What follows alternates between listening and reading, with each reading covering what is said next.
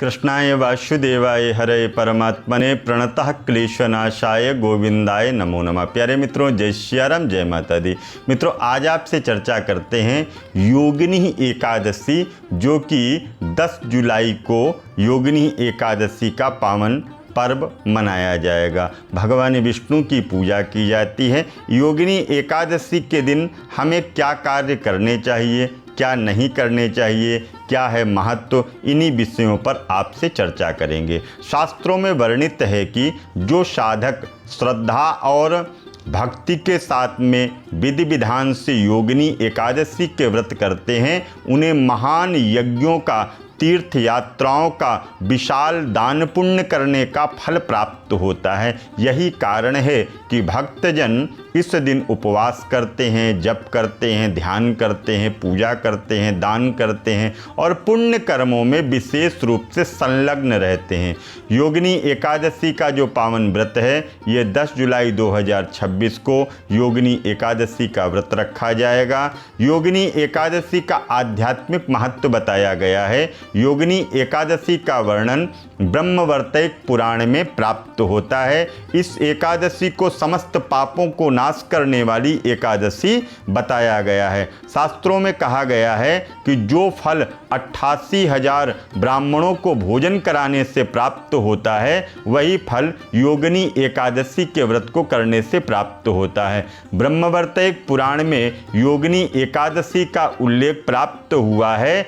88,000 द्विजानि भोजयते तु यः तत्फलं समवाप्नोति योगिनी व्रत किन्नरः। अर्थात जो फल 88,000 ब्राह्मणों को भोजन कराने से प्राप्त होता है, वही फल योगिनी एकादशी के व्रत को करने से प्राप्त होता है। बड़े बड़े पापों का नाश करने वाला यह व्रत बताया गया है।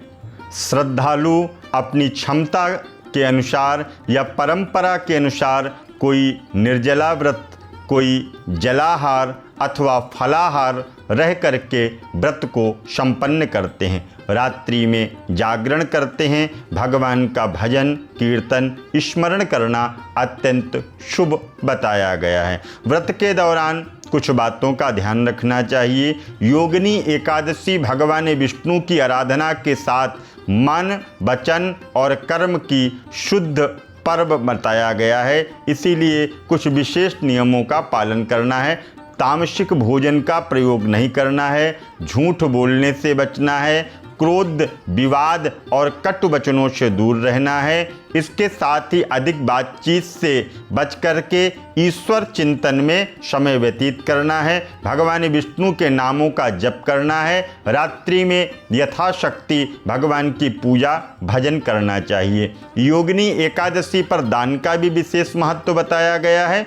सनातन धर्म में दान को धर्म का प्रमुख स्तंभ माना गया है। शास्त्रों में कहा गया है कि केवल दान करने एवं त्याग करने से नहीं, बल्कि करुणा, सेवा, परोपकार की भावना का विस्तार विशेष रूप से एकादशी जैसे पुण्यों पर करना चाहिए। दान करने से उसका फल कई गुना प्राप्त होता है। योगिनी एकादशी के दिन निम्न वस्तुओं का दान करना चाहिए, जैसे अन्न का दान, अनाज, फल, मिष्ठान्न, जल से भरे हुए घड़े का दान, जरूरतमंदों को भोजन का दान। दान की महिमा शास्त्रों में बहुत ही विस्तार से बताई गई है। भारतीय संस्कृति में दान को सदैव सर्वोच्च पुण्य कर्मों का स्थान दिया गया है। हमारे धर्म ग्रंथों के अनुसार ऋषि दधीच, महादानी कर्ण और राजा रतिदेव जैसे महान दानवीरों की कथाएं प्राप्त होती हैं, जिन्होंने दूसरों के कल्याण के लिए अपना सर्वस्व